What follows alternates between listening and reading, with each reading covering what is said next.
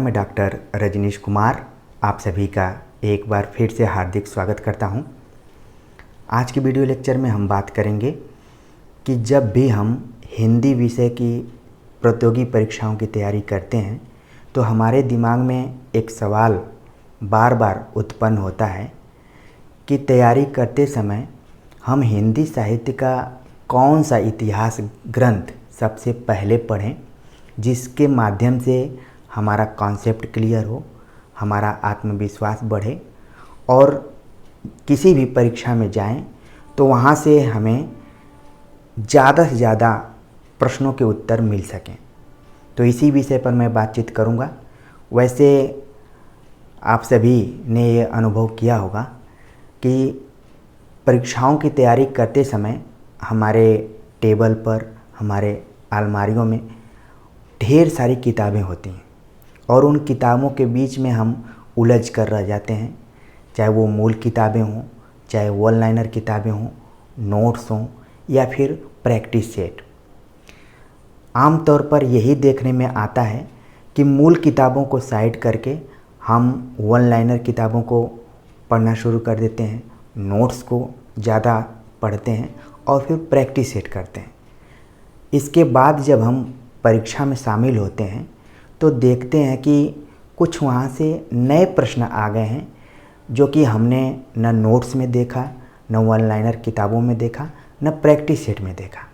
इसके बाद मन में यही सवाल उठने लगता है कि कौन सी किताब पढ़ें जिससे कि हम जो गैपिंग हो रही है उसको कवर कर सकें।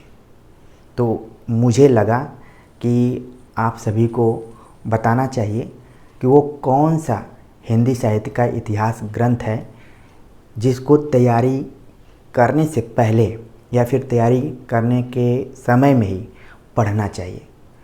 मैं विषय पर आऊँ उससे पहले मेरे पास कई इतिहास की किताबें हैं, पहले उनको मैं आपको दिखाता हूँ, इसके बाद मैं डिस्कस करूँगा। सबसे पहली किताब आप देख रहे हैं वो है हिंदी साहित्य का इतिहास, आचार्य रामचंद्र शुक्ल का, जो कि नागरी प्रचारणी सभा से प्रकाशित की गई है। ये किताब तो सबसे ज़्यादा प्रामाणिक है ही, लेकिन इसका जो फॉन्ट है वो बड़ा छोटा छोटा है, इसीलिए हमने आचार्य रामचंद्र शुक्ल की एक और किताब खरीदी। आमतौर पर आप लोग कमेंट्स करते हैं कि कौन सी किताब हमें खरीदनी चाहिए, चाहे ऑनलाइन चाहे ऑफलाइन। तो आप देख रहे हैं कि आचार्य रामचंद्र शुक्ल का जो दूसरा इतिहास ग्रंथ है वो है जिसकी भूमिका रामस्वरूप चतुर्वेदी ने लिखी है। इसी किताब को आप अगर ख़रीदते हैं तो ज़्यादा बेहतर होगा। वैसे आप देखेंगे, मार्केट में जाएंगे या फिर ऑनलाइन इसको सर्च करेंगे तो अलग अलग प्रकाशनों की किताबें आपको दिख जाएंगी, लेकिन बेहतर होगा रामस्वरूप चतुर्वेदी ने जिसकी भूमिका लिखी है वही किताब आप खरीदें, क्योंकि भूमिका पढ़ने से बहुत कुछ इस किताब के बारे में पता चल जाता है। इसके बाद जो हमारे पास इतिहास ग्रंथ है उसका नाम है हिंदी साहित्य उद्भव और विकास, जो कि हजारी प्रसाद द्विवेदी का है। इसके अतिरिक्त हजारी प्रसाद द्विवेदी की ही एक और बुक है जिसका नाम है हिंदी साहित्य का आदिकाल। तो ये भी इतिहास ग्रंथ के अंतर्गत ही हम इसको पढ़ते हैं। ठीक है, इसके बाद जो हमारे पास किताब है वो है हिंदी साहित्य का दूसरा इतिहास। डॉक्टर बच्चन सिंह द्वारा ये किताब लिखी गई है। अब आप देख रहे हैं कि हिंदी साहित्य का इतिहास और हिंदी साहित्य का दूसरा इतिहास, इसका मतलब है कि इस इतिहास ग्रंथ में ज़रूर अपने से पूर्ववर्ती इतिहास ग्रंथों से इसमें कुछ कुछ अंतर होगा। बच्चन सिंह ने एक और किताब लिखी इतिहास से ही रिलेटेड, जिसका नाम है आधुनिक हिंदी साहित्य का इतिहास, जिसमें कि आधुनिक काल पर ज़्यादा जोर दिया गया है और समग्रता से इस पर बातचीत की गई है। इसके बाद जो इतिहास ग्रंथ हमारे पास है वो है हिंदी साहित्य का सरल इतिहास।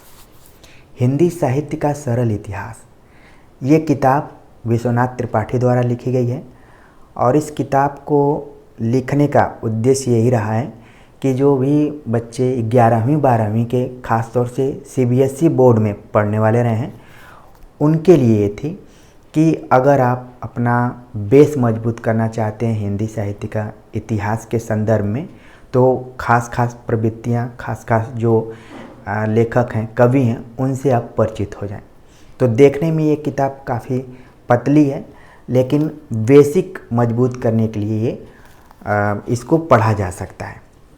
इसके बाद जो हमारे पास किताब है उसका नाम है हिंदी साहित्य और संवेदना का विकास, जिसके इतिहासकार हैं राम स्वरूप चतुर्वेदी। वही राम स्वरूप चतुर्वेदी जिन्होंने हिंदी साहित्य का इतिहास आचार्य रामचंद्र शुक्ल की भूमिका भी लिखी है।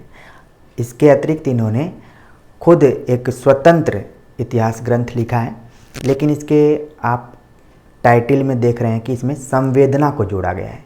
इसका मतलब ये भी इतिहास ग्रंथ जो है थोड़ा सा परिवर्तन लिए हुए है। इसमें काव्य और गद्य दोनों के संवेदना पर ज़्यादा जोर दिया गया है। इसके बाद जो हमारे पास इतिहास ग्रंथ है जिसकी चर्चा अगर मैं न करूं तो ये लेक्चर अधूरा माना जाएगा, वो किताब है हिंदी साहित्य का इतिहास, जिसके संपादक हैं डॉक्टर नगेंद्र। ये किताब एक खास उद्देश्य से लिखी गई थी कि हायर एजुकेशन में अगर विद्यार्थी कोई पढ़ रहा है या फिर प्रोफेसर्स पढ़ा रहे हैं तो उनके लिए एक किताब लिखी गई थी ताकि वो समग्रता से अपने पठन पाठन को कर सकें। इस किताब की खास विशेषता ये है कि ये कोई एक व्यक्ति द्वारा नहीं लिखी गई है, बल्कि जो भी विद्वान विषय विशेषज्ञ रहे हैं उनके आर्टिकल को डॉक्टर नगेंद्र ने एक जगह इकट्ठा कर दिया है। तो इसमें लगभग 20 से 25 लेखकों का योगदान रहा है और ये संपादित किताब है और देखा जाए तो ज़्यादातर विद्यार्थियों के पास ये किताब आपको मिल जाएगी। ठीक है, आप लोगों के पास भी होगी।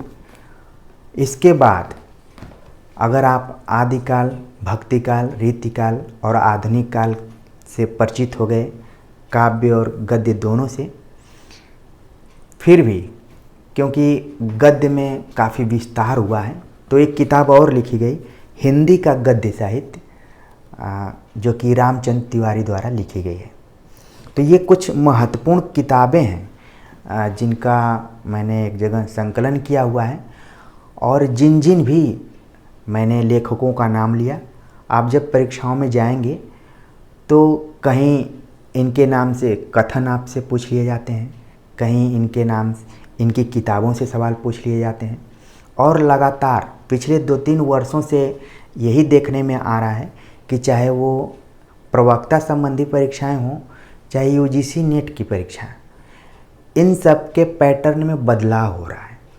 अब धीरे धीरे वो ज़माना ख़त्म होने वाला है कि आप किसी के नोट्स को पढ़कर, किसी वन लाइनर किताब को पढ़कर परीक्षा में सफलता हासिल कर लें।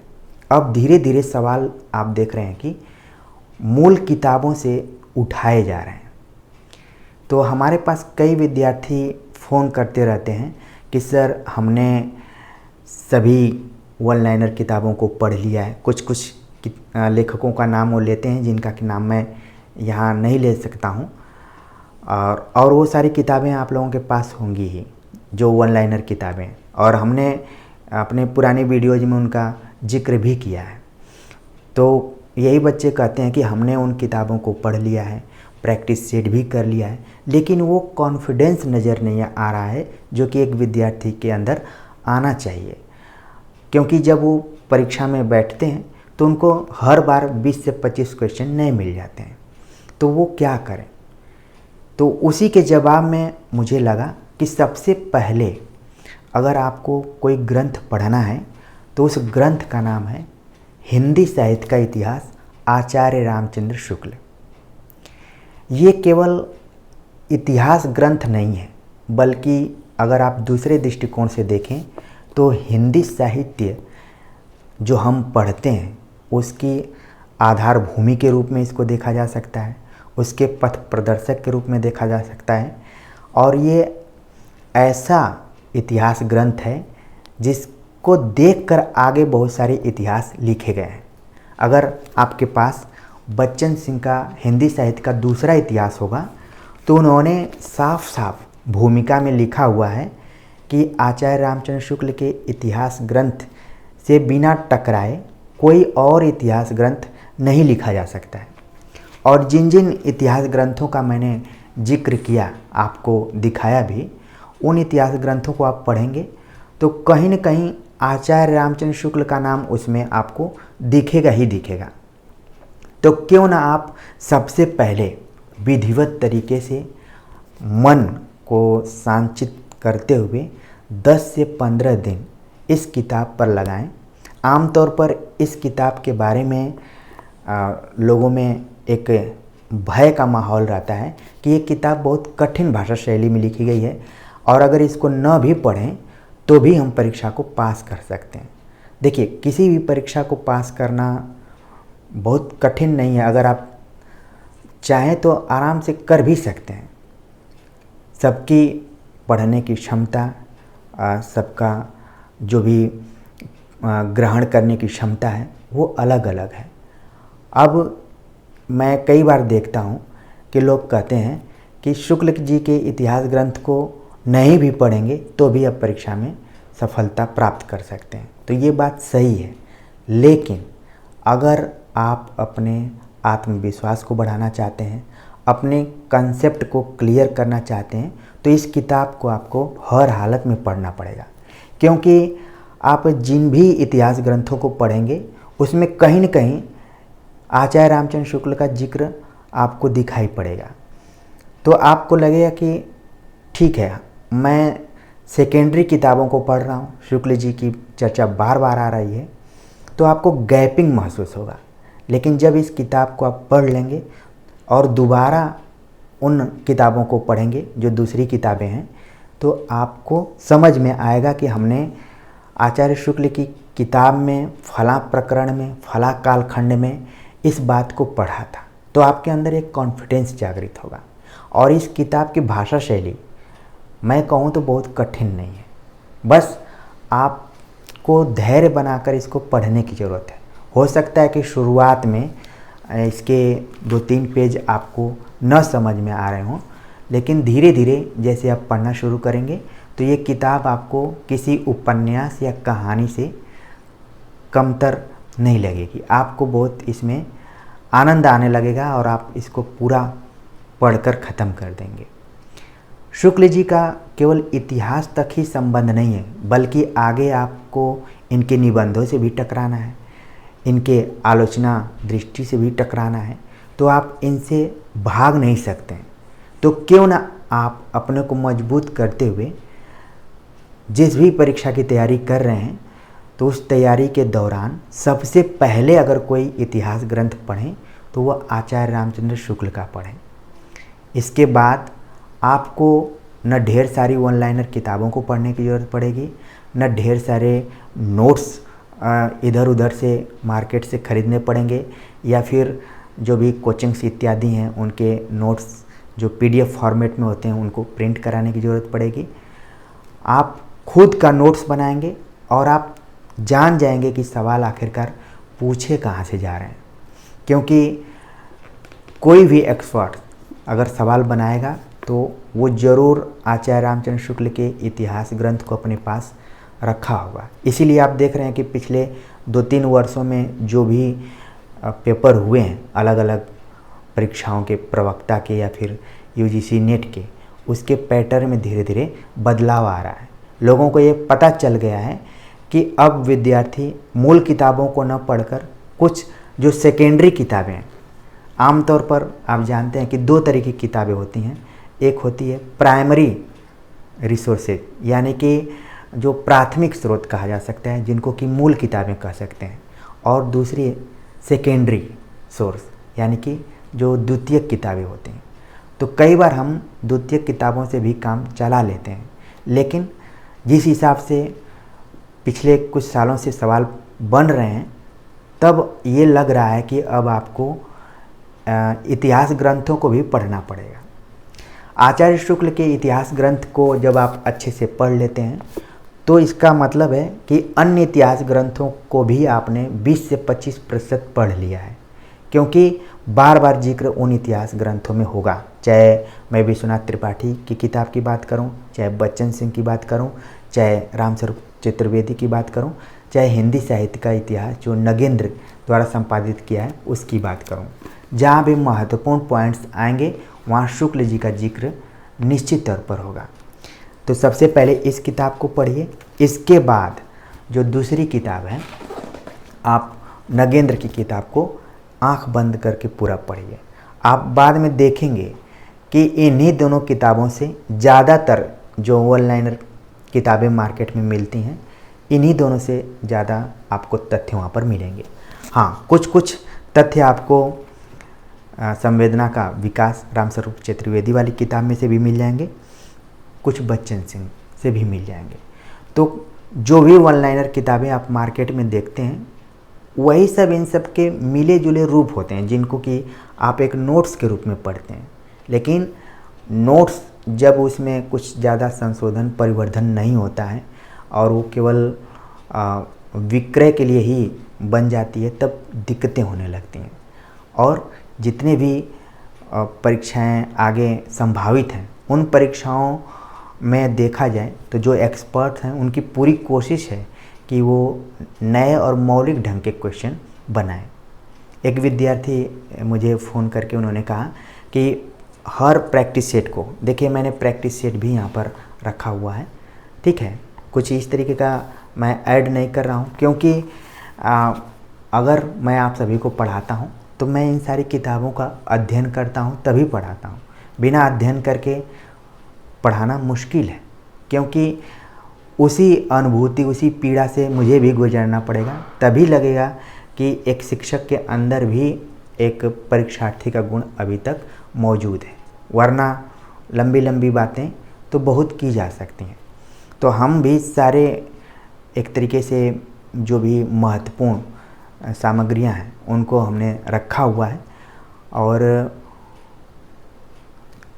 बच्चे बार बार ये कहते हैं कि हमें कठिन क्वेश्चन का प्रैक्टिस कराया जाए, तो कठिन क्वेश्चन का प्रैक्टिस कराया जाएगा और वो मूल किताबें नहीं पढ़े रहेंगे तो भी उनके अंदर कॉन्फिडेंस नहीं आएगा। तो मैं मोटे तौर पर यही कहना चाह रहा हूँ कि तैयारी करते समय सबसे पहले अगर हिंदी साहित्य का इतिहास ग्रंथ आप पढ़ना चाहते हैं तो आचार्य रामचंद्र शुक्ल का पढ़िए। इस किताब के माध्यम से आपका आदिकाल से लेकर छायावाद तक पूरा कॉन्सेप्ट क्लियर हो जाएगा। इसके बाद आधुनिक काल आप डॉक्टर नगेंद्र से कंप्लीट करिए। और फिर अगर आपके मन में पढ़ने की और जिज्ञासा है तो डॉक्टर बच्चन सिंह की जो किताब आधुनिक हिंदी साहित्य का इतिहास है, इससे भी चीज़ों को कवर कर सकते हैं। बहुत सारे विद्यार्थियों के मन में आ रहा होगा कि क्या हजारी प्रसाद द्विवेदी के इतिहास ग्रंथ को उतना पढ़ना ज़रूरी नहीं है। तो देखिए, ये भी किताबें बहुत ज़्यादा आप देख रहे हैं कि पेजों में नहीं है, क्योंकि जब आपके कॉन्सेप्ट क्लियर हो जाते हैं, आपका आत्मविश्वास बढ़ा रहता है, तो किताबों के पढ़ने की स्पीड भी बहुत तेज़ हो जाती है। आप कई बार देखते होंगे कि जैसे ही पढ़ने की कोशिश करते होंगे और टेबल पर अलग अलग किताबें रखते होंगे तो मन में उलझन पैदा होती होगी कि कौन सी किताब पढ़ें कौन सी नहीं पढ़ें। फिर आप ये डिसाइड करते हैं कि लाओ चलो हम सरस्वती पांडे गोविंद पांडे को ही पढ़ लेते हैं। लेकिन पढ़ने के लिए तो आप उसको पढ़ लेते हैं और तथ्यों से आप परिचित भी हो जाते हैं, लेकिन वो जो एक कॉन्फिडेंस आना चाहिए वो उतना नहीं आता है। बार बार ये लगता है कि हमने फला फला किताबें नहीं पढ़ी हैं। तो इन उलझनों से आपको दूर हटना है। कुछ देर तक जो वन लाइनर किताबें हैं उनको साइड करके जो मेन किताबें हैं उनको पढ़ने की कोशिश कीजिए। उनको पढ़ने के बाद वन लाइनर किताबें पढ़िए, क्योंकि कम समय में पढ़ना वो सब भी ज़रूरी है। लेकिन आप रोज़ रोज़ उसी को बैठ कर रट रहे हैं तो हो सकता है कि आप कई साल तक तैयारी करें और फिर आपको दिक्कत महसूस हो जाए। हाँ, ये कहा जा सकता है कि बहुत सारे विद्यार्थी इन वन लाइनर किताबों को पढ़कर ही सक्सेस हो गए और आज अलग अलग जगह पर वो अपना कार्य भी कर रहे हैं, पढ़ा लिखा रहे हैं। लेकिन अब समय बदल गया है। एक वीडियो में मैंने कहा भी था कि बहुत सारे टीचर्स कहते हैं कि वो 3 बार JRF हैं, 4 बार JRF हैं, लेकिन देखना पड़ेगा कि वो किस समय में JRF थे। ठीक है, क्योंकि UGC नेट के जो भी पेपर कंडक्ट कराने वाली एजेंसियां हैं वो समय समय पर बदलती रही हैं। कभी UGC खुद कराती थी, फिर बीच में CBSE को उसने दिया, फिर NTA नेट को दिया है। तो हर समय में पेपर्स की जो प्रकृति है, पैटर्न है, वो बदला हुआ है। तो सबका मतलब अलग अलग समय का है। अगर इस समय देखा जाए तो बहुत लोग ऑब्जेक्टिव पेपर्स को भी सॉल्व करने में कठिनाई महसूस करेंगे। देखने में ऑब्जेक्टिव है, लेकिन उस ऑब्जेक्टिव के माध्यम से पूरी सब्जेक्टिव जानकारी आपसे पूछ ली जा रही है, अंदर अंदर से सवाल पूछे जा रहे हैं। तो अब बिना टेक्स्ट पढ़े काम नहीं चलने वाला है। अगर हिंदी साहित्य का इतिहास के बारे में बातचीत करें तो सबसे पहले आप शुक्ल जी को पढ़ें, क्योंकि दूसरी जगह भी आप पढ़ेंगे तो बार बार चाहे वो आदिकाल पढ़ेंगे, दूसरी किताब में भक्ति काल पढ़ेंगे, रीतिकाल पढ़ेंगे, आधुनिक काल पढ़ेंगे, तो जहाँ तक शुक्ल जी ने लिखा है उनका जिक्र होता रहेगा। तो क्यों ना आप बेसिक चीज़ को पहले क्लियर कीजिए, इसके बाद उन किताबों को पढ़िए, तो आपके पढ़ने की स्पीड तेज़ हो जाएगी और समझने की भी स्पीड तेज़ हो जाएगी।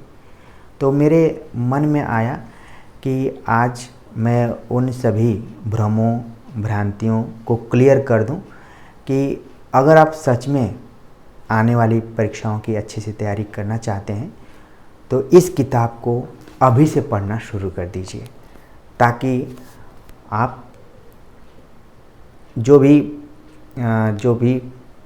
प्रश्न में जो भी आप परीक्षा देने जाएंगे वहाँ पर अगर नया भी प्रश्न आता है तो आप कर लेंगे। ठीक है, तो उम्मीद है कि मेरी बातें आप सब समझ गए होंगे और कमर कसकर इस किताब को पढ़ना शुरू कर देंगे और निश्चित तौर पर आपको इसका लाभ मिलेगा। तो कमेंट्स कर ज़रूर बताइएगा, क्योंकि मेरा यही मानना है कि आपको सही एडवाइस दी जाए। सक्सेस तो कई बार आप बिना पढ़े हुए प्राप्त कर लेते हैं, ठीक है, लेकिन बाद में फिर दिक्कतें होने लगती हैं। आप कक्षा में पढ़ाने भी जाते हैं तो ऑब्जेक्टिव तौर पर ही बातें करते हैं। अगर कोई उसमें खुदा न खास्ता खतरनाक विद्यार्थी बैठा हुआ है और कुछ सवाल पूछ दे तो वहाँ पर आप फंस भी सकते हैं। तो इसलिए अपनी तैयारी के दौरान ही इन मूल किताबों को पढ़ते जाइए। निश्चित तौर पर आप अपने जीवन में बहुत कुछ कर सकते हैं। तो कमेंट्स जरूर करिएगा कि आप सभी को ये वीडियो लेक्चर कैसा लगा। मिलते हैं एक नए टॉपिक के साथ, तब तक के लिए नमस्कार।